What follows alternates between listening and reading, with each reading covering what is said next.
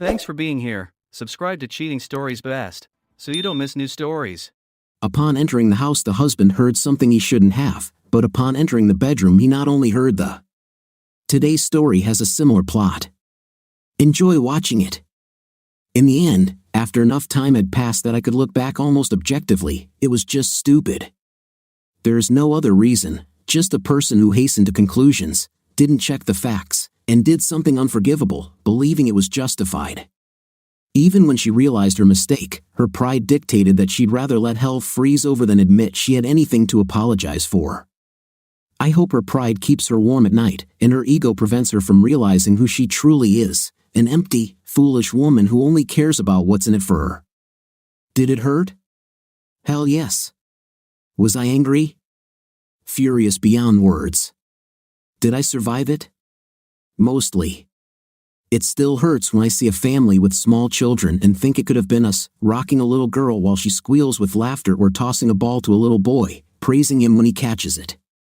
But at the same time, I thank God, karma, or maybe just luck that this happened before we had children. I can't bear the thought of being a part-time dad. We were young. Even now, 3 years later, I'm only 28, and she's 26. We got married when she was 21, and I had just turned 23. We had dreams of a house, children, nice cars, everything we needed for a suburban utopia. Anita wasn't a stunning beauty, but she was very sweet, reddish blonde hair, green eyes, 5 feet 7 inches, 115 well-distributed pounds. When she put on makeup, a little black dress, and 4-inch heels, guys would lose track of their surroundings. Everyone said I was attractive in my own way. I wasn't handsome, but I was normal, 6 feet 2 inches, 200 pounds, almost no fat, and pretty good muscles from work in the gym. I had long light brown hair and gray eyes. We were a good-looking couple. We were also rednecks in every sense of the word. It was just a lifestyle we grew up with, strong family values, and a deep disdain for promise breakers, especially when those promises included wedding vows.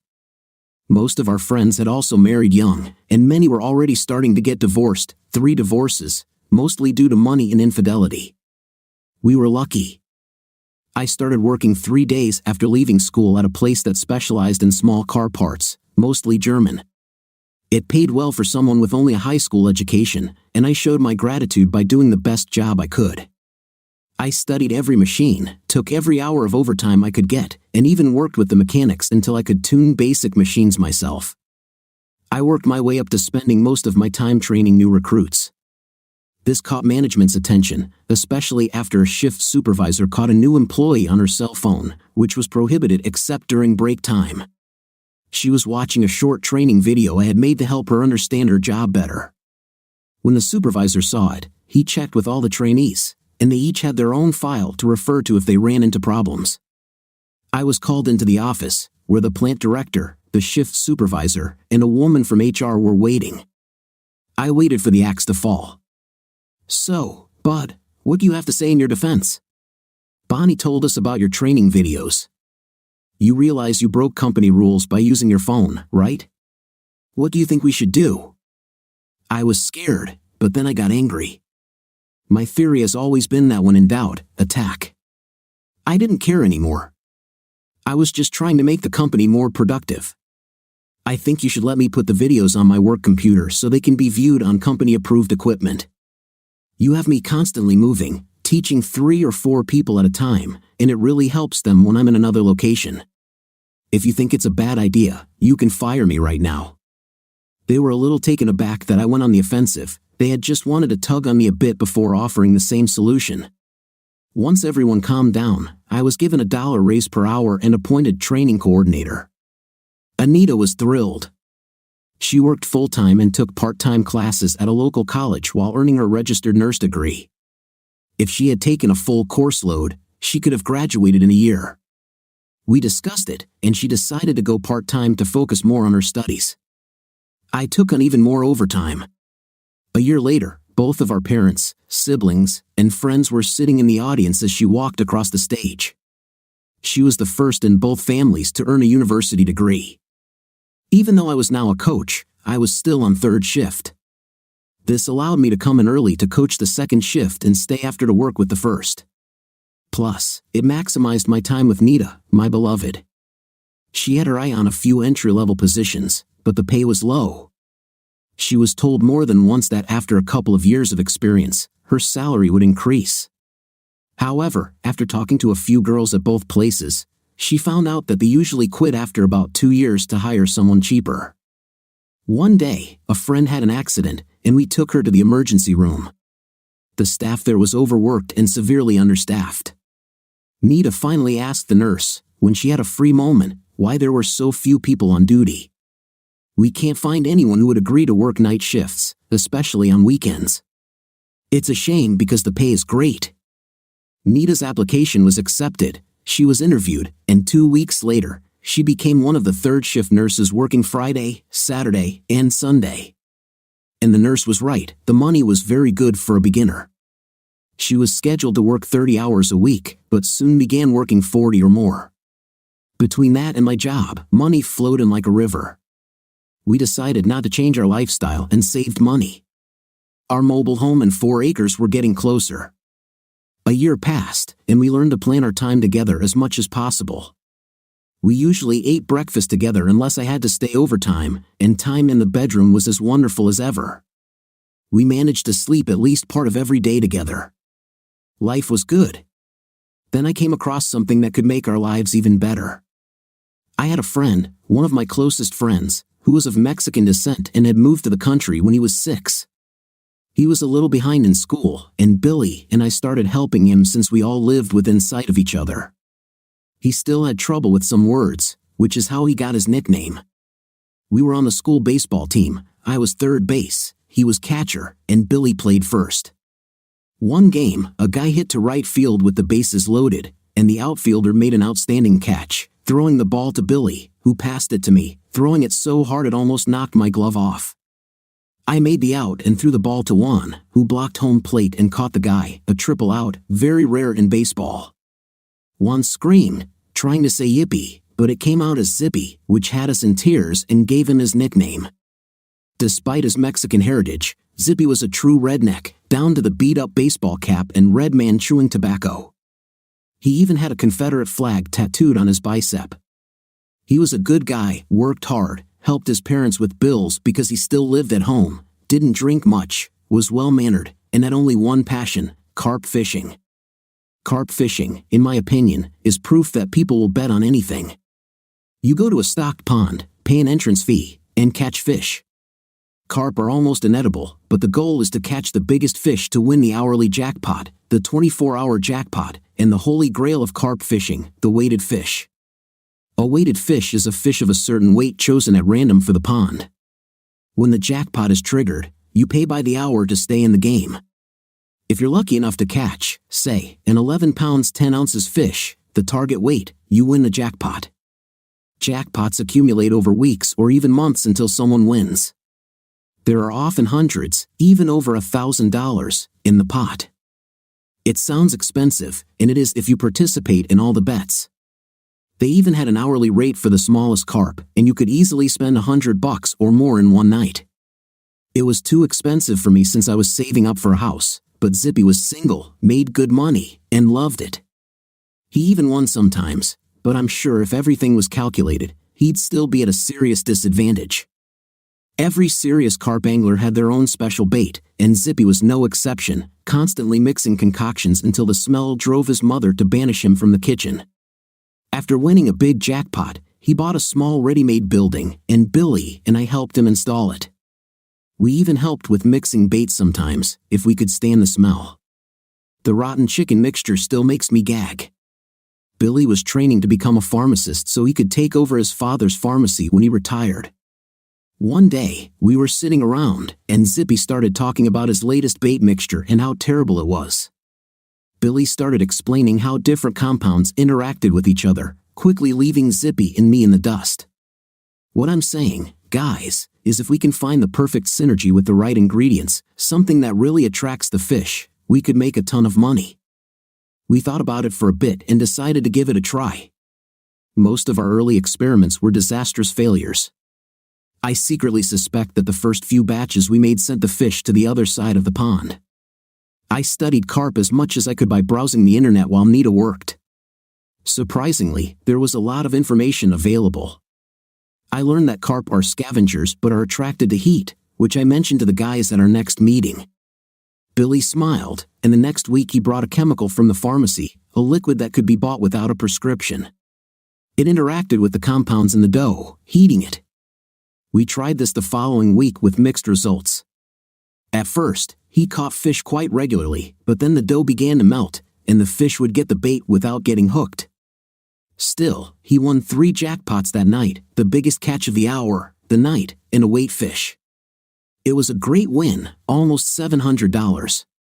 The bait worked well enough to get him noticed, so he started rotating ponds, trying not to fish the same spot more than once every 3 weeks. The owners didn't like it when someone won too much, as other fishermen would see it and go elsewhere. Zippy's mom helped us figure out how to keep the bait on the line. She didn't come into the bait shop but sat with us in their backyard one night, listening to our complaints. Mom laughed, whispered something in Spanish to his father, and went into the house. "I'm giving this to you as an experiment. If it works, buy your own." She handed us a pair of tights with a small tier, which she used to store garlic and onions from her garden, tying knots between each bulb, a very efficient storage system. It worked. The bait stayed mostly inside the small pantyhose ball but gave in easily when the carp bit. Once the carp was unhooked, Zippy would apply fresh bait and start again. It was still a matter of luck, though.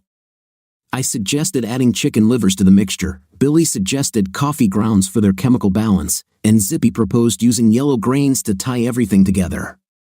Our chances significantly increased with these additions. Then, like most great discoveries, we perfected the mixture by accident.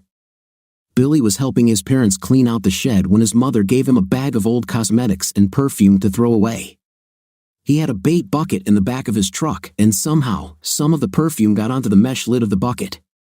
He kept the bait in an old refrigerator to preserve it and would warm it up in the bucket before using it. After heading straight to the carp pond from the landfill, he realized the bait smelled off. Sighing, he tried to mask the perfume, but the fish went wild. Catching carp is often a game of luck. You might get 2 bites early in the night and then nothing for hours. However, this time, Billy got 5 bites in 45 minutes and won the hourly jackpot. He went on to win 2 more jackpots that night, plus the 24-hour prize for the biggest fish. The owners started eyeing him, so he packed up his rods and left. He was practically screaming when he called us the next morning. We met in the barn, and he explained the situation with the perfume.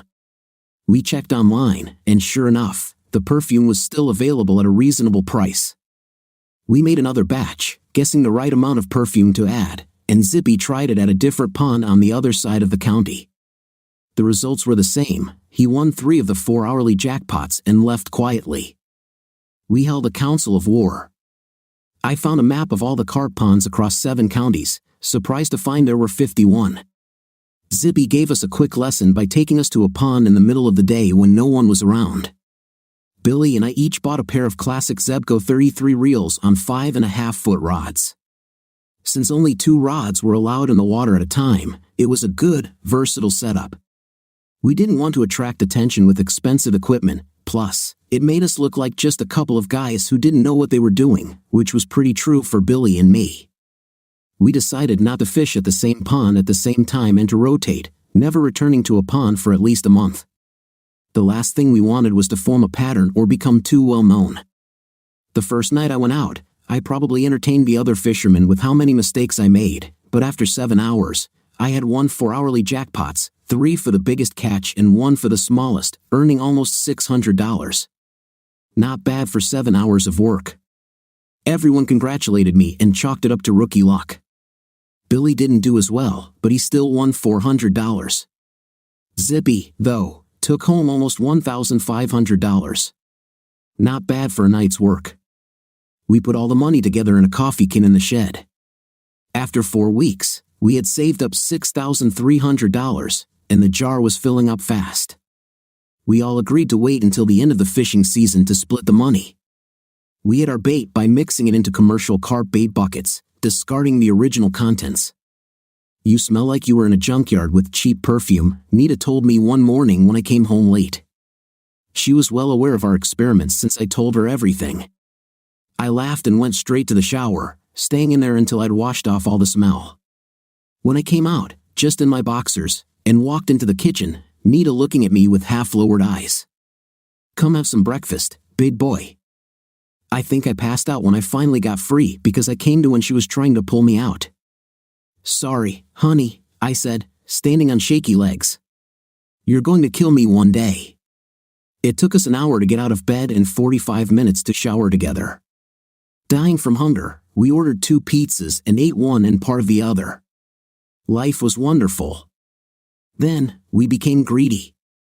The weather started to cool down, and most places closed for a few months, reopening when it warmed up again. We decided to grab everything we could while we still had time. We fished Friday, Saturday, and Sunday nights.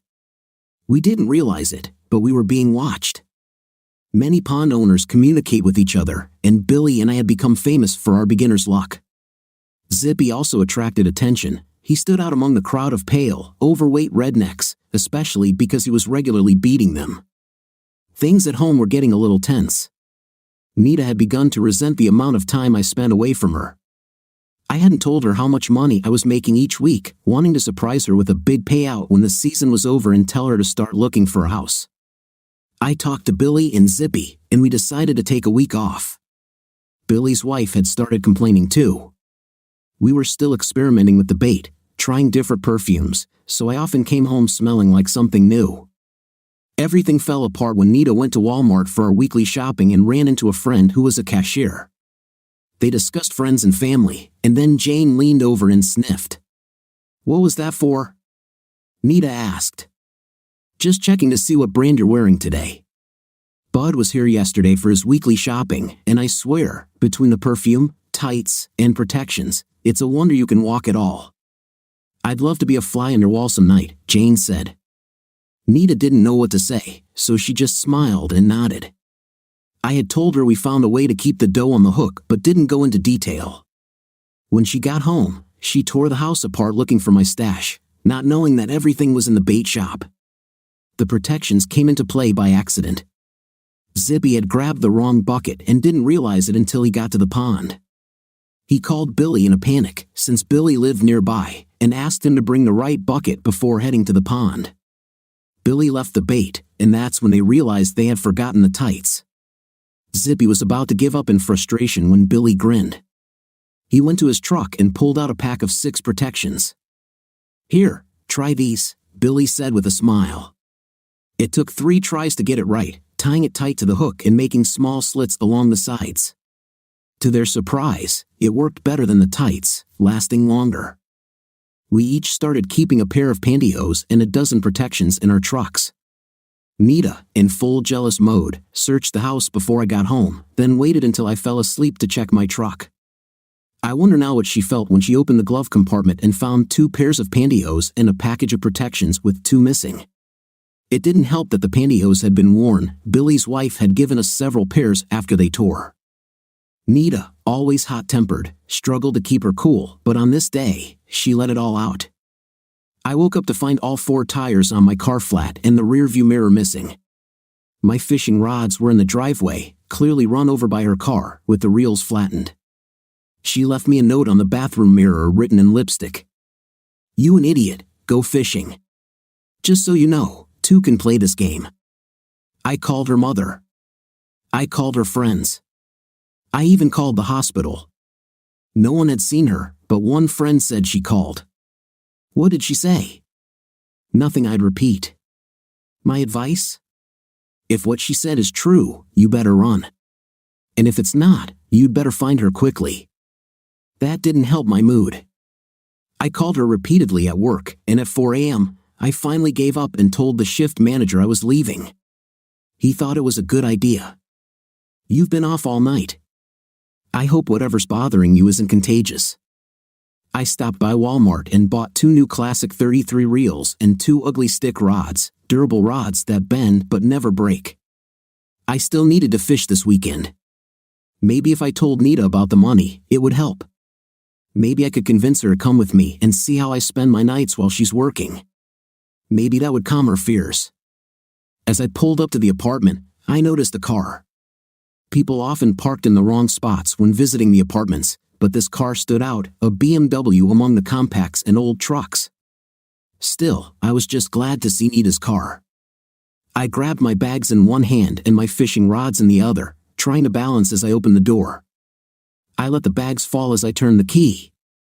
The door opened about halfway, and even a deaf person could hear them now. A reasonable person would figure out what's going on before reacting. A thinking person would gather the evidence and burn this to the ground. A coward would simply turn around and leave or quietly come in to take a look. The redneck would simply clean his face. I have never been known for my intelligence or caution. The last person to call me a coward now wears a prosthetic to remind him every day that it wasn't his best idea. I was a redneck, and rednecks are violent. I kicked down the bedroom door, catching my loving wife and some man in bed. She turned pale, then blushed. "How does it feel, idiot? It sucks to be betrayed, right? And now you." That's all she had time to say before I hit her so hard she flew off the bed. I recognized the guy, a doctor from the emergency department and a famous ladies' man. She once told me she couldn't stand him, that he had ruined 2 marriages, and that management had warned him to stay away from married women. Looks like he wasn't listening. He jumped up, deciding to bluff. He was a regular at the gym and loved to show off his black belt. "Calm down, dude," he said, walking toward me. "Is it my fault you can't satisfy her? I'll pack my things and leave. Looks like the fun is over for today. Get out of the way now, and you won't get hurt. Save some dignity and move aside." In my anger, I forgot that I was still holding the fishing rods in my hand. One night at the pond, I saw a guy trying to catch a monster. His friend was helping him when the line broke and the rod snapped back, hitting his friend on the cheek. The mark stayed there until the end of the summer. People who cause pain should pay attention to fishing rods. They'd probably throw away all their whips. The doctor never expected what came next. Who uses a fishing rod as a weapon? I was either good or lucky because the first blow landed right on the end of his dick. He let out a high-pitched scream and tried to cover his family jewels, but the next blow landed on his fingers. I gave him 2 more good hits when I heard the trigger click. "Stop right now, or I swear to God, I'll shoot you," Nita shouted. She was holding my Colt Python, the same gun Rick carries in The Walking Dead, loaded with .357 ammo. My anger evaporated. "So not only do you have someone in our house, on our bed, but now you're threatening me with a gun? I hope whatever happened was worth it, because we're done." At first, she looked uncertain, then she made a threatening face. "I'll tell you when we're done. It was just a little punishment. But if you don't listen, it'll happen more often. Now move aside and let him go. Be happy I'm not asking you to apologize." I looked down at him, trying to crawl out of the room, then back at her, and grinned. "Go to hell. Shoot." Her eyes widened. That was probably the last thing she expected to hear from me. I didn't hit the idiot again, but I did help him out the door by kicking him in the 5th place every time he tried to get up. I left the door open, and quite a crowd had gathered outside, attracted by the shouting. They quickly scattered when Nita fired. I didn't feel anything, and there was no blood, so she must have missed.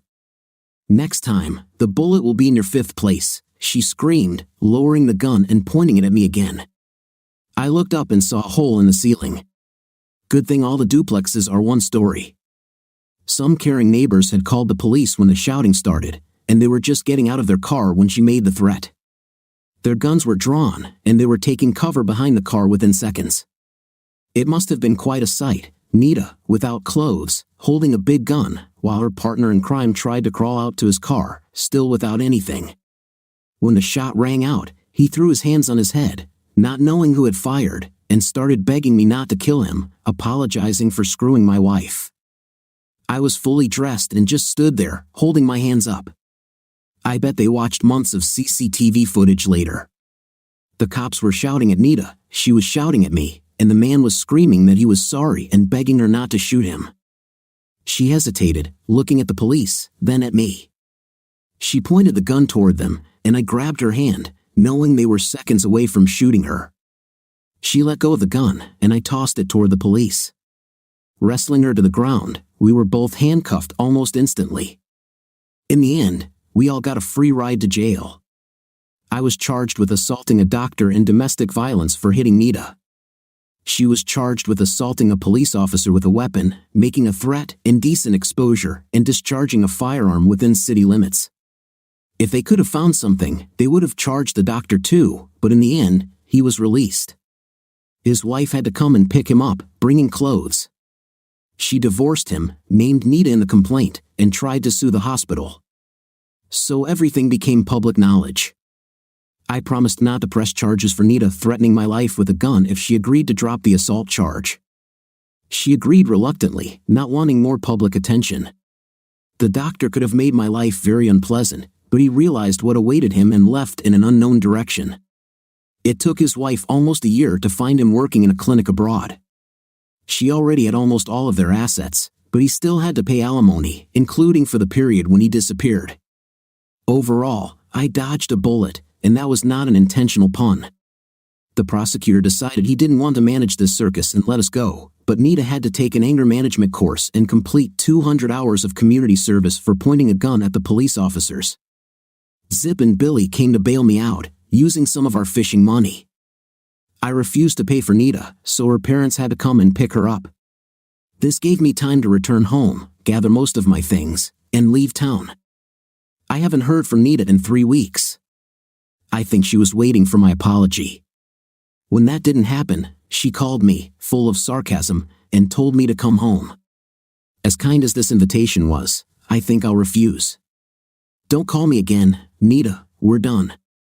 I don't know what wild ideas you've got, but I've never cheated on you, not once. I don't care what you heard, imagined, or thought. I could never trust you again, and I'd have to sleep with one eye open if I returned. She knew she was in trouble when I called her Anita instead of Nita. Her tone immediately changed. Look, I may have made a mistake. Why don't you come home, and we can discuss this like two adults? No, wait, let me think about it. No, wait while I seriously think about it. Okay, not just no, but hell no. I hung up and didn't answer her calls again until the next day. I knew she was supposed to receive the divorce documents at 2 o'clock, and at 2:30, my phone rang. Of course, it was her. Instead of demands and threats, she cried. I gently told her I was sorry it had come to this, but I couldn't go back to her. I'm sorry, Nita, I really am, but I can't go back. I can't get over how easily you ruined our marriage. This is the only way forward. Please, don't fight it. She fought, delaying everything as long as she could. Finally, the judge got tired of it. I never attended any meetings. I didn't see the point. Maybe I should have, because the judge ordered marriage counseling, 1 session for each of us and 10 joint ones. I insisted that if after counseling I still wanted a divorce, it would go through without obstacles. Otherwise, I would have ignored the order and risked jail time. I was called before the judge, and he listened to my reasons. He looked at me sadly, realizing he was wasting everyone's time, but he agreed and obliged Anita to do the same. She chose the counselor. He was a young man in his 30s. I had a question for him in our first private meeting. How long have you been doing this? He didn't seem surprised and smiled. Longer than you think. This is my 6th year. Are you good at it? He straightened up a little. Very good. One of the best. My reconciliation rate is one of the highest in the state. I frowned. What if I told you I'm not here for reconciliation? That I'm only here because this seemed like my only chance to get a divorce? If you think you can get me to reconcile with my wife, you'll find it difficult. My first suspicion is that you're not objective. My second is that you're promoting your own agenda, not mine, and if that's the case, we're done. Also, I checked your record. I was surprised to see 4 complaints, 3 from men, and 1 from a woman, claiming you're more interested in your performance than in real results. Oh look, time's up. See you next Thursday at 6 o'clock sharp. He looked like a carp caught in a net, gasping for air. The first 2 sessions were quite difficult. He told us to sit together on the sofa, facing him. I chose a chair. I saw him try to hide his frown. The first hour was mostly about her little mistake. It was the same for the second hour. When she started repeating herself again, I pulled out a newspaper I had brought with me and began reading. Both of them looked at me in surprise. "What are you doing?" If I wanted to watch reruns, I'd watch old TV shows. For 2.5 hours, you let her talk and made no attempt to direct her attention. If that's what you want, go ahead, continue. I'll just sit quietly and read. He was angry. You could see it in his eyes and body language. "Mr. Hart, if you don't." I cut him off. "We're not friends. Address me as Mr. Hart if you want to speak to me. I don't call you by your first name, do I?" He was confused, and I wondered why he didn't listen to me. "Sorry, Mr. Hart. I'm just trying to connect with you to make things easier. But you have to participate, or I'll inform the judge." I shrugged. "Report me." My lawyer carefully checked the documents, and they say I'm required to attend, but not a word says I'm required to participate.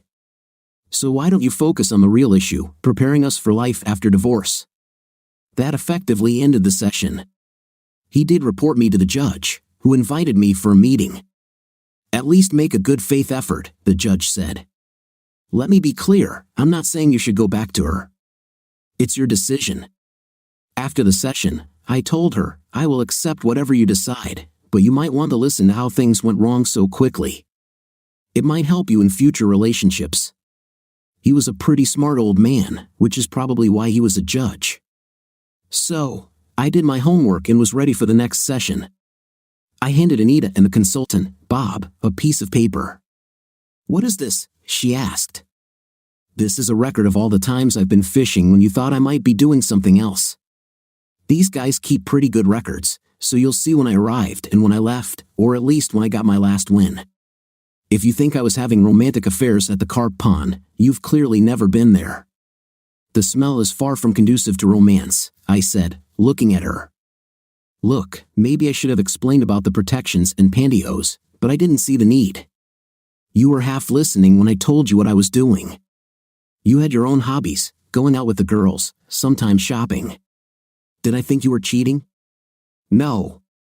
I thought maybe you danced too close sometimes or let your hands wander where they shouldn't, but I trusted you. I didn't check for motel receipts or inspect your laundry. If I suspected something, I would have talked to you. Why couldn't you have done the same? We'd still be together, looking for a house, talking about kids. Instead, we're here, telling all our secrets to a complete stranger." The calmer I got, the more I felt it wasn't anyone's business but ours, and I was outraged we were even here. This was the longest I had spoken in any of the sessions. They were so stunned, it took them a minute to gather their thoughts. Then my phone rang. "Oh, look, time's up." "See you next week," I said, walking out before they could react. The next time we were there, something had changed. Anita looked into my eyes, and she didn't cry. "You spoke last week. Now it's my turn," she said. I nodded. "Looks like we've made a little progress," Bob said. I realized then there was no chance we'd be together again. I had ruined it, and it couldn't be fixed. Anita spoke. "I just wanted to tell you what I thought. You were the perfect husband, you hardly drank, you had a good job, and you didn't cheat on me. I was so proud of you. All the younger nurses at work were either divorced or cheating, but not me. We had the same schedule. Most of them had affairs because their husbands took advantage of the freedom on weekends. It was mostly revenge, I guess. I bragged about you all the time. Then you started fishing. Suddenly, you weren't home when I was working. At first, I trusted you, but then you fished more and more, and the time apart grew. All my girlfriends said the same thing. He has a girlfriend. Then, a week before everything fell apart, one of them told me she saw you with another woman, laughing, even hugging. I wanted to ask you then, but I was afraid of the answer. Then Jane told me about the perfume, protections, and pantyhose. What was I supposed to think? You know I've always fought to control my temper, but this time I couldn't. My only thought was to cause you the same pain you caused me. So I called Dr. Slime. He was available and willing. Even then, I never intended to tell you. It would have been my little secret. I thought about your cheating, and then you came home early. Everything went to hell. You were never supposed to find out. I felt so ashamed until my anger took over. Only the shock of your blow calmed me down. Even when you hit him with the fishing rod, I knew we were done. I only took the revolver out of the nightstand to stop you from killing him. I have to admit, though, my anger was still there, and my finger really wanted to pull the trigger. She paused, wiping her eyes, before continuing. When you looked me in the eye and told me to pull the trigger, that was the moment I knew I no longer mattered to you. My anger started to fade. I was still confused when the police arrived. I even thought about shooting in their direction so they'd kill me and stop the pain. She stopped again, took a sip of water, and looked at me. I wanted to say something, but she held up her hand. Then we all went to jail. My heart broke again when you refused to pay my bail and left. Then the doctor's wife showed up, and things got worse. She sued the hospital, and everything came out, my friends, my family. Everyone knew something had happened, but now they knew the details. It was a lonely time. You left, my friends left, and the hospital management wasn't happy with me. They kept me because I was a great nurse, but the warmth from work was gone. So, here we are. I messed up, and even if I tried to fix it, I know you're an Old Testament man. I've always admired you for your beliefs. I've made a decision. These sessions end today. I give up, bud. Before I could respond, she walked out the door and left. I looked at Bob. Should I go after her? Only if you're worried about her hurting herself, otherwise, I'd leave her alone. She's already started the healing process. I'd just leave her alone. We divorced, and she was amazed at the amount I had saved for our house. She had a general idea, but she always trusted me, so she didn't worry about it. I made sure she got half. Of course, we moved out of our old apartment a long time ago. The owners don't approve of anyone shooting up their property. I rented a small studio closer to work, which suited me just fine. Nita moved in with another nurse, saying it was more economical and she hated an empty house. Everyone encouraged me to start dating again, but I wasn't ready. I was hurt and yelled at several women until I realized I didn't like the direction I was going and asked for help. The consultant this time was a woman. I felt a little uncomfortable at first, but she calmed me down until I felt comfortable. I told her about myself and Anita, and how I behaved toward women in general. I think maybe I'm turning into a miso, one of those guys who hates women. She actually laughed. I don't think that's true, otherwise, you would never have agreed to come to me. I'd be just another person trying to ruin your world. That's what I think. Even though you're divorced, you're still in love. I also think that you would like to get her back, but you can't, not right now. Your attitude toward women is just a result of your pain, but life will get better, and so will you. You're too much of a gentleman to continue reacting to women like that. Soon you will realize that they did nothing to hurt you, and you will treat them accordingly. Anything else you want to talk about? I saw her 6 times. I learned that I don't always communicate the way I should, and that I'm still a little immature and selfish. I admitted all this and tried to correct it. She also strongly encouraged me to tell my future lover my story, including my shortcomings, and hoped that she could come to terms with them. If she loves me, that will be enough. I've calmed down. 4 months later, my boss called me into the office. There was a man there whom I had never seen. He turned out to be the vice president. After introductions and a short conversation, he got down to business. We have 11 branches in this country, and this one has the best performance record. Being a discerning person, I did my research, and you were mentioned in every conversation. We have big problems with the Alabama plant, and I am not happy with the performance of our Kentucky plant. We want to offer you a position as a traveling trainer. We will send you to any of our branches that need help so that you can identify problems and make suggestions. Of course, there will be a significant increase in salary, housing and transportation will be paid, and there will even be bonuses associated with the speed of fixing the situation. This is a pilot program, and we're only offering this opportunity to 2 people. The other guy works in California and will handle everything on that side of the Mississippi, and you'll be in charge of everything on this side. Think about it. If you agree, we'll try." For days later, I was on a plane flying to Alabama, where I was met by a man with a pickup truck. We drove to the short-term apartment complex that would be my home for the next 10 weeks. The mechanical and training parts of the work were easily completed, and production immediately took off. I found the work environment to be poor, with managers not trusting their people or technical staff. The second shift manager was a real pain in the 5th place, questioning everything, ordering unnecessary changes, slowing down production, and then blaming the workers. 7 weeks later, the vice president who hired me called. "I see that you are making progress. Great job. However, it is not as significant as I hoped. Are there any problems I need to know about?" I hesitated, and he noticed it. "Look, I didn't hire you to be a snitch. However, if anything is interfering with our effectiveness, you need to let me know, whether it involves personnel or equipment. That's part of your responsibilities, and since you're now working directly for me, you're outside the normal chain of command, so there won't be any consequences. Understand?" "Yes, sir." "Okay. You need to make some changes, especially on the second shift. It's a hostile environment, and production is suffering. Managers need to realize that they need to step back and stop micromanaging.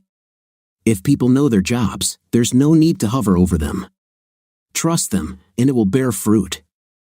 There was a moment of silence before he laughed. "Well, I told you to tell the truth. Let's see what I can do." 2 days later, the second shift supervisor was sent to my main plant for 2 weeks to oversee the operation as part of a new cross-training experiment. To my surprise, I was appointed interim manager. Production increased by 177% in the second week. I would like to say that the manager returned with a new attitude, but after a month, he was the same again. I was sent back in the second month for 3 weeks to train a new manager. Then I went to Kentucky for 6 weeks. It was a pretty good venture, but it took a little time to improve. Word got around that I had my boss's ear, and bad things happened to those who didn't cooperate, so it became much easier for me to complete my tasks. My bank account grew by leaps and bounds. When you pay for everything except food, there's not much to spend money on. I thought that in another year, I would start looking for a house seriously. The week I returned from Kentucky, Bill and Zippy called me for a business meeting. One of the results of the divorce was that we were banned from the local ponds, so Zippy had to travel to fish. Zip's mom, as usual, proposed, "You can't make money fishing anymore, why not try making money on bait? You won't have to sit by a stinking pond at night, just sit back and watch the money roll in." We named the bait after her as a sign of gratitude. We found a lawyer who Billy's father knew, defended the formula, and opened the business, The Magic of Mama Rosita, with her picture on the front of the packaging. She snorted when she saw this. "This will be my chance at glory, my face on a bucket of stinking pile of crap." We started small, a few local bait shops, even a few carp ponds, agreed to sell it. Business was slow at first but picked up pace to the point where we couldn't cope. Our lawyer found us a bigger building, and we found mixers through Bakery Supply, huge machines that could mix 200 pounds at a time. We bought corn grits, chicken livers, and perfume in bulk. Coffee grounds were more difficult until Billy came up with the idea of donating coffee to homeless shelters and kitchens for the poor in exchange for ground coffee. The other 3 ingredients were a closely guarded secret, mixed by Zippy in his old barn and delivered to our factory in unmarked bags. We worked 2 shifts and still couldn't cope, and when someone found out they were also good for catching catfish, our sales exploded. We knew we were successful when Walmart called us. We'd heard enough horror stories about working with them that when they told us we'd have to expand and produce 5 times as much product to fulfill their contract, we thanked them and politely declined, shocking them to their core. As a result, we signed a contract with one of the large sports stores for all our products for 2 years, with a guaranteed order for 3 times our production. The contract included a 3-month turnaround time, so we found another building, purchased large mixers, and started working. The building housed 160 mixers capable of kneading 500 pounds. It got so big that Zippy quit his job long ago and was now a manager. His mother also quit her job as an office manager at a law firm and now ran the business side for twice her previous salary. We were an LLC. Zippy owned a third, Billy owned a third, and I owned 20% as a silent partner. Rosie's mom owned 10%. If it weren't for her, we wouldn't be here, and that guaranteed her a place in our business. A year and a half passed, and I was home for the first time in 8 months, moving from one plant to another as needed. I even crossed the river while working on a site near Kansas City. I was well known around the company for my love of barbecue, even having t-shirts from various places I'd been. I loved the mustard-based sauce in Alabama and the spicy thick tomato sauce with brown sugar in Kentucky. Each state had its own mixture, and in most cases, if you drove 30 miles in any direction, you could find another mixture that was the best in the world. I decided to go to my favorite place and put on my new Kansas City t-shirt. The owner almost kicked me out. I had to explain that it was a free t-shirt, and besides, everyone knows that his establishment is the best. This softened him enough that he allowed me to stay and eat, and he gave me a t-shirt, which I promised to wear the next time I was in another city, and sent me a photo. I saw her enter. Nita didn't notice me, and I was able to get a good look at her. She was thinner, and her hair was much shorter than I remembered. The color was lighter, but it suited her. She always loved the sun. She was with 2 girls and another guy, so that it wouldn't get awkward when she noticed me. I walked over after they sat down. She laughed, but the laughter disappeared when she looked at me. I wouldn't want to disturb you and your friends, Nita. I just didn't want it to get awkward when you saw me, so I decided to come over and say hello. The new style suits you, girl. Bon appetit. She touched her hair with a slight smile on her lips. Thanks, bud. You look good too, traveling sure does you good. Well, when you're away as often as I am, you have to choose whether to spend time in bars or at the gym, and I've never been much of a drinker. I'll let you eat in peace, and Nita, it was good to see you. Her eyes went wide when I used my pet name for her, and she nodded as I walked back to my desk. 3 minutes later, someone loomed over me. It was her, holding her plate. Can I sit at your table? We were going to get takeout, but I think I want to stay a little longer. I stood up and pulled out the chair for her. We ate and talked, real talk. She surprised me when she said she had quit her job at the hospital and taken a position in an office with regular hours. The pay was a little less, but she finally gained the experience everyone had been asking for when she started. She seemed good. She also surprised me by mentioning that she had a therapist whom she met with once a month to keep her anger issues under control and to stay focused. I told her about my sessions, which surprised her as well. Finally, Nita asked the question that must have been bothering her since she saw me dating someone. I laughed, which surprised her. Not seriously, it's hard to form a romantic relationship when you're on the road so much. I don't want to force someone into a part-time relationship, that wouldn't be fair. She smiled. Me too. At first, with my schedule, it was almost impossible to start dating anyone other than the people I worked with. You know, she fell silent, a little embarrassed. I surprised her by taking her hand. You don't need to bring up bad memories. The past is the past, and we don't need to dwell on it. What about now? You have normal work hours, so there should be plenty of time. She was embarrassed to admit that she had dated several men. Realistically, I didn't expect her to become a nun. She added that she hadn't found anyone worth more than 3 dates. She changed the subject by asking about my t-shirt, so I spent the rest of the meal telling her about the wild places I'd visited and the strange things I'd eaten. The alligator barbecue wasn't too bad, the armadillo, not so much, but the ostrich was quite good, as was the Kentucky lamb. She made faces as I spoke and giggled at my assessments. Finally, she looked at her watch. Damn, I'm late. I have to go. Thanks for spending time with me, bud. It was really good to see you. Before I had time to think, she gave me a kiss. Call me when you're in town, I won't mind at all. I looked down after she walked out the door, seeing the business card. It was for her office, and the number was written on the back. I thought about it for a while before putting it in my wallet. We saw each other sometimes when I was at home. I think she would have wanted us to get closer, but I just couldn't.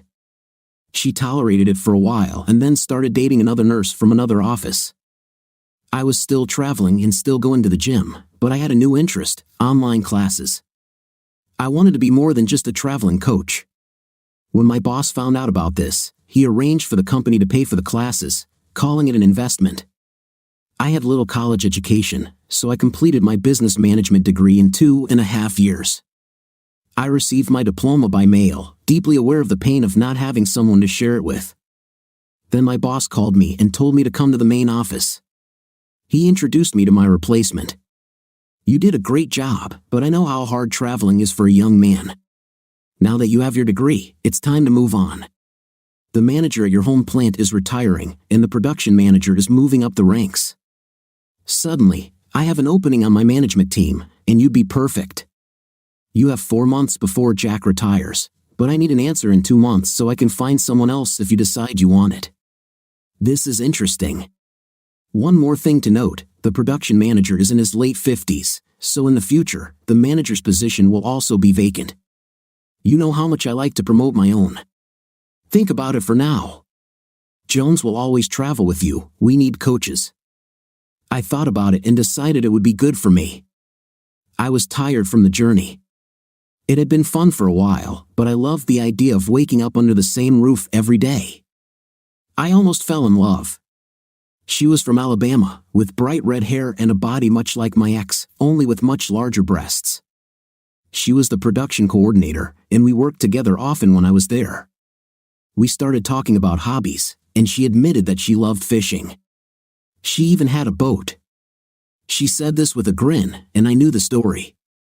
Her husband, in addition to being a serial cheater, was an avid fisherman and owned a top-of-the-line Ranger boat with all the bells and whistles. When she finally got over him and they divorced, she gave up other things to get his boat, wanting to hurt him as much as possible.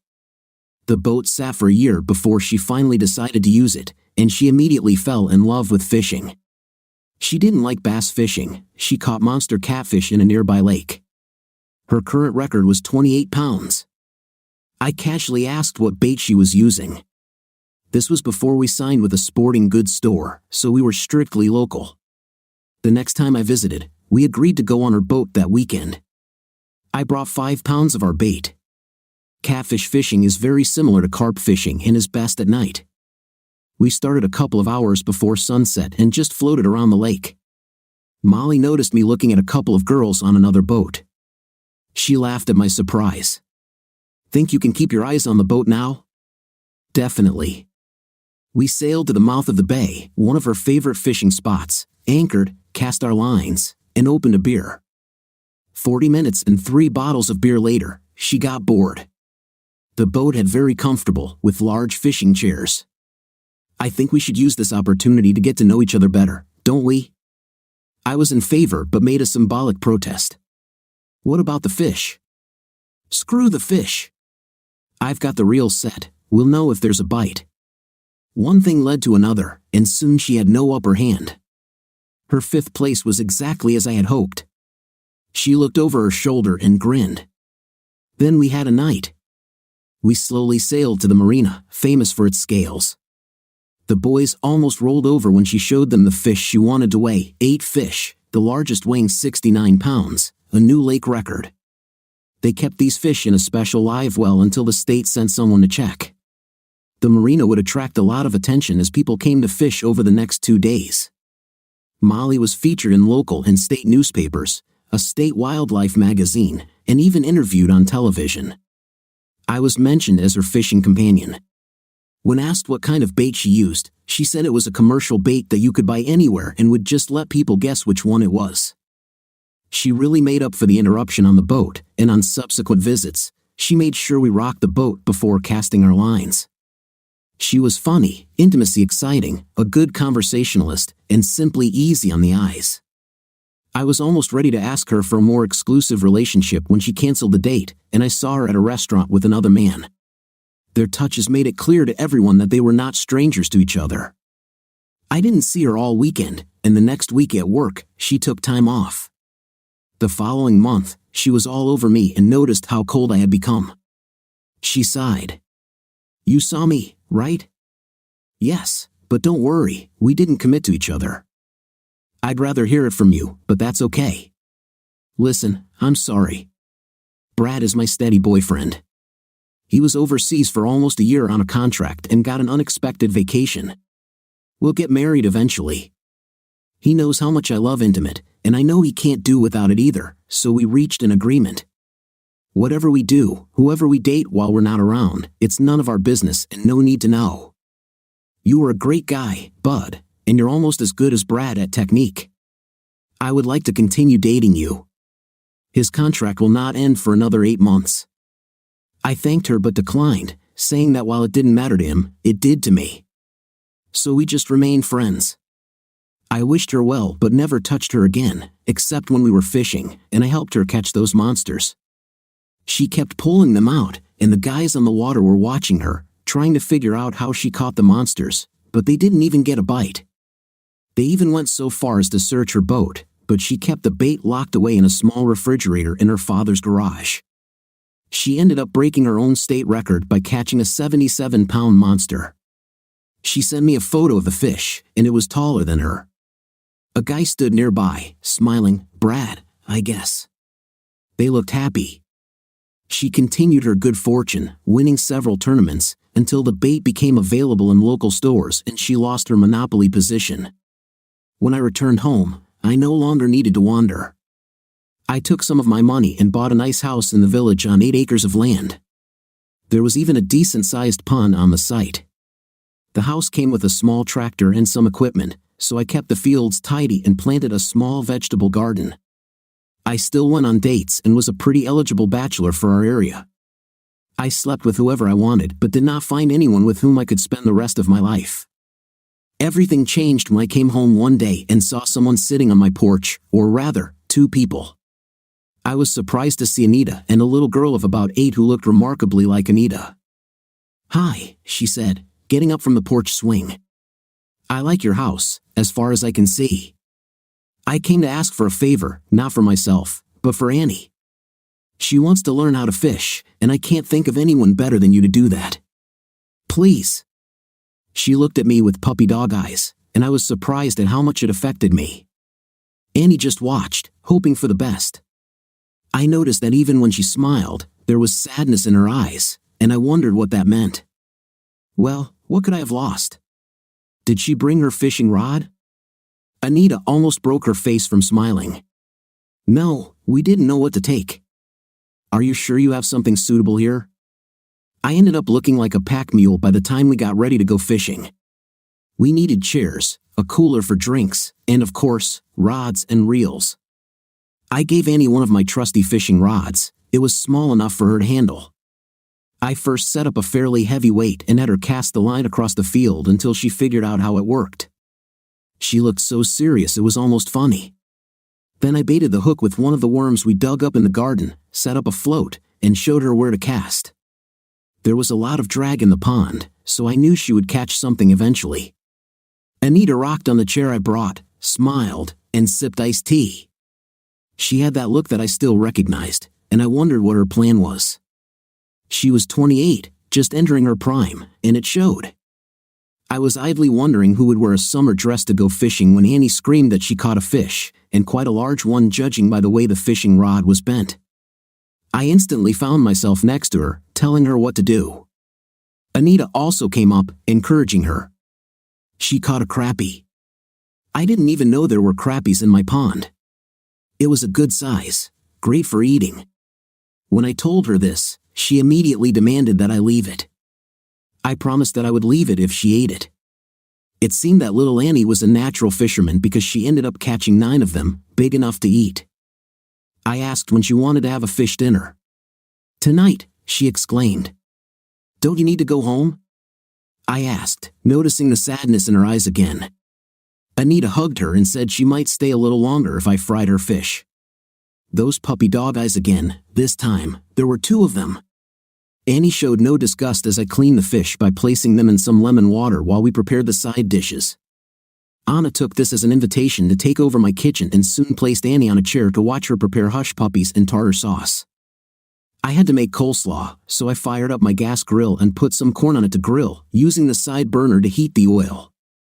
Annie watched as I dipped the fish in the milk and egg wash before dipping it in the seasoned flour. When it was time to fry, I told her to move away because of the hot oil. Anita let her set the picnic table and pour the tea while she removed the corn from the grill. It didn't take long for 9 crappies to turn into golden brown pieces. I showed Annie how to avoid the bones. She ate like she was hungry, finishing 4 crappies, an ear of corn, and coleslaw. She also ate about 6 large hush puppies that I made.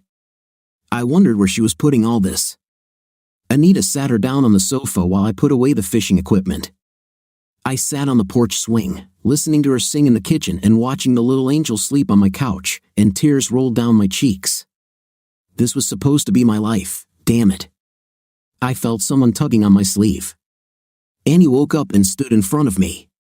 Without thinking, I picked her up and sat her on my lap, rocking gently. She made herself comfortable and fell asleep again. I felt it but didn't see it. Looking up, I saw Anita through the mosquito net. She was crying. Without saying a word, she turned and left.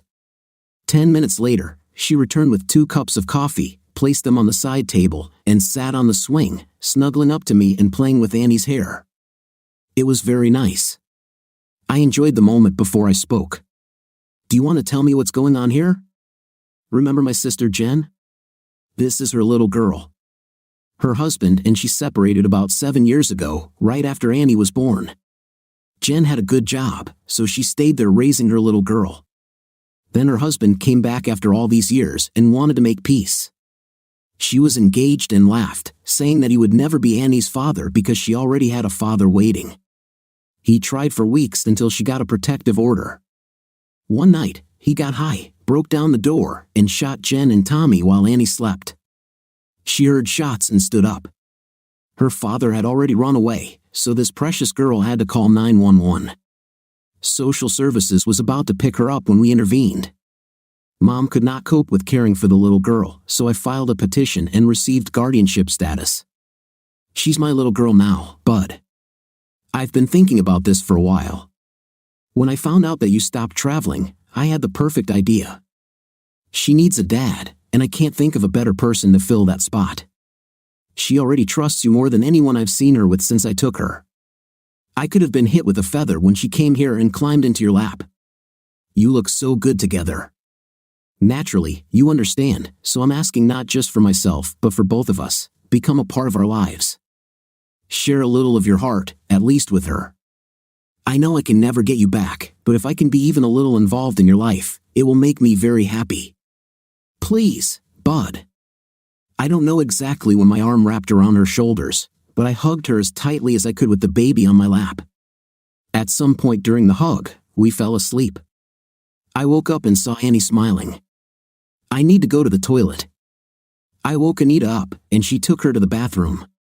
I looked at my watch, surprised that it was almost midnight.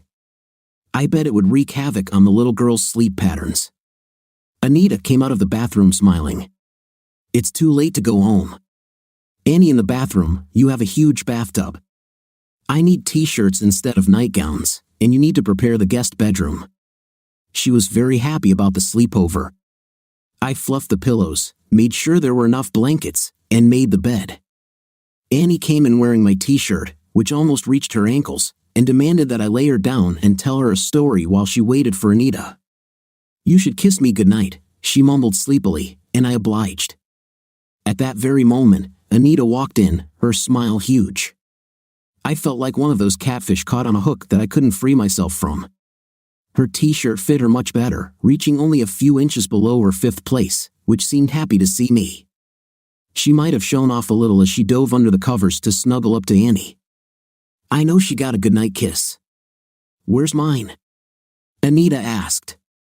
The kiss was surprisingly sweet and tender, without any intimate overtones. She stroked my cheek, and when we finished, she said, "You are still the best man I have ever known, darling. Good night."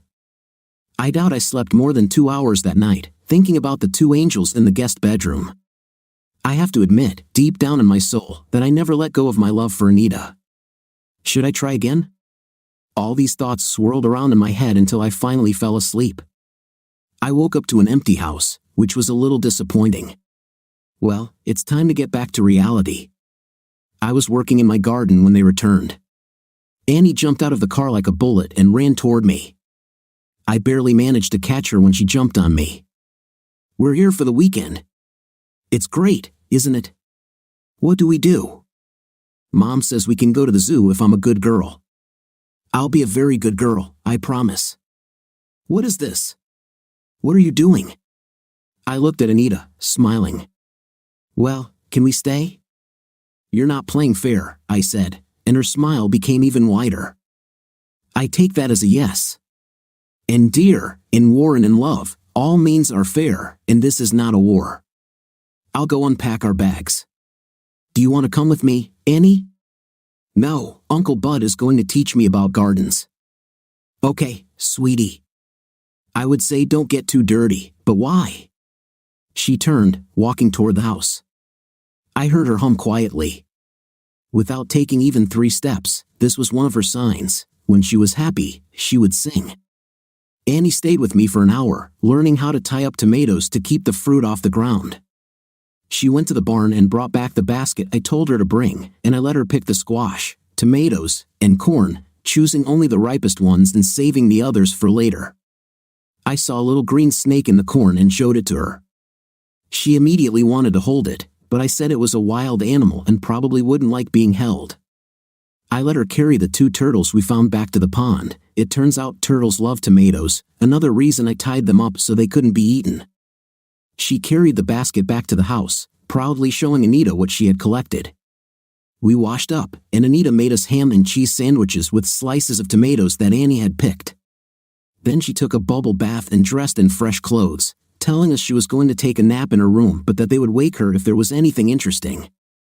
I wasn't sure what exactly was considered interesting for an 8-year-old girl, but I promised. Anita was cleaning the kitchen, so I went out onto the porch and sat on the swing. I like to swing when I think. When she finished, she joined me, rocking in silence. Perhaps 20 minutes passed before she spoke. "I can't change what I did, Bud. Many times I regretted that I couldn't.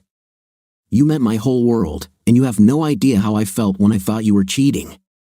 You were my whole world, and then you stopped being." She sighed, rocked a little more, and started again. "I was stupid, Bud, a stupid little girl, hurt and angry. I chose the worst way to express it. I'm not a little girl anymore, honey. I'm a grown woman with a child to take care of. I have never forgotten you and will never forget. My child needs a father, and you are the best candidate. I need a husband, a strong, kind man who will help me cope with any problems and will love me for who I am. It's you, Bud. You always have been. I just forgot. I know that you have forgiven me, but I know that you will never forget. There will always be a small part of you that wonders if I'll do it again. I can answer this question for you, never. I'd rather kill myself. I'm not asking for a solution now, honey. I'm asking for a chance. If, in the end, you say no, I won't fight. I'll leave and won't bother you anymore. Don't say anything now unless you want to, just think about it." I looked at her with a serious expression on my face. I saw the first signs of fear in her eyes. "I have something to say." "Well, ask anyway. What time do we need to leave for the zoo tomorrow?" Her eyes widened, and then a smug smile appeared on her face that she couldn't hide. "We need to leave early, dear. She's never been there, so she'll want to see everything. I'll pack us a picnic. The food will be mostly unhealthy. I don't know about you, but our daughter will grow up healthy in mind and body. What about dessert? Ice cream, if you both behave. We need to go shopping when Annie wakes up. You barely have any food here." I was about to explain the bachelor's eating habits when Annie walked out, rubbing her eyes. She came straight to me and climbed onto my lap. I looked at Anita, and the smug smile returned. "What are we going to do now?" "We'll go get some groceries. We need to stock up if we're going to the zoo. You can stay here if you want." "No. Uncle Bud is coming with us, isn't he?" "Well, I would put it to a vote, but I suspect I would lose, so let's get some groceries." I was suddenly glad I bought this new SUV, thinking it would be a good family car. Anita sat down and sank into the leather seats. Very good, Bud. You must be making a ton of money now. I suddenly realized that she had no idea how much I was worth. I had a very good salary by the standards of the time and area, but I was making 4 to 6 times more per year in the bait business. Oh, I can handle it. Annie, stop playing with the buttons. She raised and lowered the windows, apparently having never been in a car with power windows. She looked guilty for a moment but then giggled, Yes, sir. The trip to the store was quite educational. Usually, I would just jump in, grab what I wanted, and be out 15 minutes later. Annie tried to stuff every snack in the world into her cart while Anita compared the quality and price of each item. After 30 minutes, I wanted to blow my head off again. She smiled smugly. You better get used to it because sometimes it will be your task. Why should I go shopping? Because I'll either be in the hospital delivering our babies or at home trying to recover. Well, that stopped me in the middle of the aisle. She just giggled and continued walking. I finally came to my senses and hurried after them. What did you say? We'll talk about this later, honey. Now, would fried turkey sandwiches be okay for tomorrow? I was outplayed again, but I scored a small victory by going back to the meat counter and buying T-bones for dinner. Anita was grumbling about red meat until I said I wouldn't fry it for her, we could have salmon or something. We were already leaving when she looked at a large store next to the market. Suddenly, we were inside, choosing the right car seat for Annie. Does yours need to be replaced? The smug smile appeared again. How did I not notice this before? Mine is fine, honey. This is for your car. We will use it more often for family trips. It is newer and has more space. I was carrying the car seat to the checkout when Annie suddenly rushed to the side, and Anita hurried after her. She saw a swing and dreamed of the most expensive one. Annie, honey, we can't afford this. Even if we could, we don't have a place to install it. She smiled, and I saw shadows of Anita's smug smile. Looks like she already taught her. Uncle Bud has a place at his house, we could install it there. We might even move in with him. How convenient is this? That smile looked like it could freeze on her face if she wasn't careful. Very convenient, dear. I might even buy it if he allows it, but it's too early.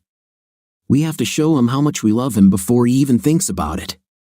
But you already love him, that's what you told me. And I love him too. I think we could try. I picked her up, handing the car seat to Anita. You don't understand this, honey, but this is a grown-up thing. You'll understand when you grow up, I promise. For now, let's just say I'll look into the swing and see what happens. Fine. It was almost a promise, but not quite. She relaxed, and I had to carry her to the car. Anita held my hand on the way back. Am I pushing too hard? You're putting pressure on her, I said, looking at Annie in the mirror. There have already been a lot of changes in her life, let's not complicate things. Fine.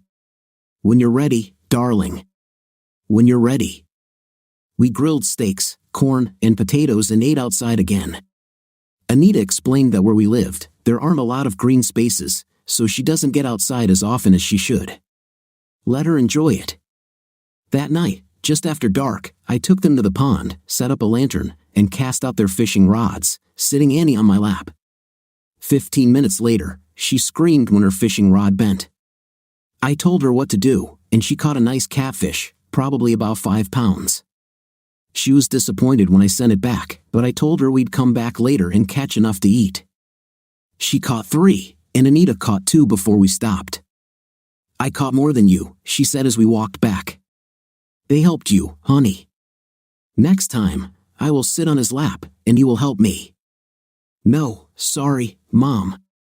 No need to apologize, honey. Just learn to be generous. Then it was time for bathing and sleep. I read her a fairy tale from the book that Anita brought, and she fell asleep within a few minutes. I went looking for Anita and found her in my bed. No night, dear, I don't think you're ready. But I want to be there. I missed her almost as much as I missed love. Come to me. It felt strange to hug her again after all these years. I was so embarrassed that I wasn't even excited. She giggled and snuggled close to me, hugging my arms and falling asleep within a few minutes. I thought I was going to have another sleepless night when I felt someone pulling my nose. I woke up and saw Annie giggling. Mom said you should get up, breakfast is ready, and we need to leave soon. Hurry up. She was exhausted at the zoo, trying to see everything at once. Once again, I carried the sleeping child to my car. We had developed a habit. They arrived on Friday and left on Sunday. People were used to seeing us together around town, recognizing us as family. Zippy finally convinced us by inviting us to a barbecue. Annie had several children her age to play with while the adults interacted.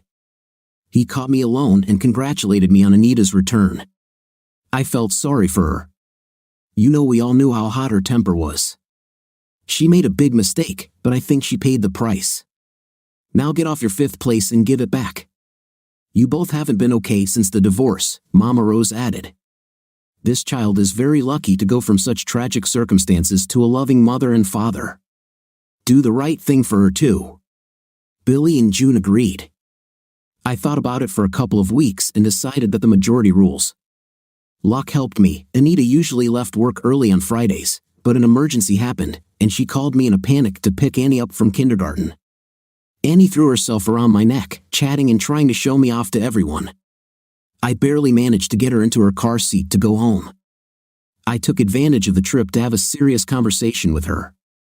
Her eyes widened, and she began to cry. I was scared, thinking that I had misunderstood her, but she was crying with happiness. By the time her mother returned home, she was already calm, although still ready to burst with joy. Mom, come take a look. She dragged Anita into the backyard, where she saw a swing even larger than the one in the store. Look, there's a swing, a house, a slide, everything. Do you like it? Very sweet, honey, and it's not even your birthday. Annie expertly feigned sadness before looking up and showing a real smile this time. I was glad I wasn't in her place, enjoying the show. Mom, Dad said there's a condition. I can't have this swing unless I live here, and since I can't live here without you, you should live here too. Now, Dad said this might help you make a decision. She handed her a beautifully packaged box. From where I was hiding, I saw tears in Anita's eyes. Her hands shook as she unwrapped the box and opened it. She screamed when she saw the ring and sat down on the swing. Annie was spinning around, so excited. Well, will you agree? Dad said we should live here forever, and I would have younger brothers or sisters. I will teach them how to fish, what to do in the garden, and everything about kindergarten and school. This will be so much fun. When I finally came out from behind the tree, she saw me smiling through her tears. Then she stood up, and her smug smile returned. I'll think about it, honey. Well, she thought, 36 years later, 3 children, 7 grandchildren, and 2 more on the way, and the verdict is still pending. One thing we've learned is not to panic if we don't know where the other is. Anita was so worried that I threatened to take her phone away. I either trust you, or I don't. I decided that I trust you, so enough with these calls. I don't mother full-time, I work. So do what you need to do and stop worrying before you drive us all crazy. Yes, she finally found out how much I was worth and quit her job the next day, throwing away her birth control pills. She spent the next 2 decades taking children everywhere until they all left the nest, and then we started traveling, not around Buffalo, but on cruises, visiting warm and exotic places and cold and exotic places. Finally satisfied, we settled down for a quiet life. We joined a group that helps children at risk and provides temporary homes for children from newborns to late teens, sometimes for several months. More than one of them received scholarships to attend a local college or vocational school. The smartest of them continued their studies and received higher education. Everything changed when I came home one day and saw Anita looking worried. I saw a small head with black curls peeking out from behind her back. She finally persuaded the girl to come out, holding her to calm her down. She was 4 years old and had been severely beaten. The scars would last a lifetime. I looked at her, imagining dance recitals, driving lessons, sporting events, and dates in the future. Yes, I said. That was the whole conversation. What do you think of our story today? In my opinion, the man did the right thing because both are guilty of cheating and the cheating partner is the one they cheated with. What's your opinion? Write in the comments. Until new videos.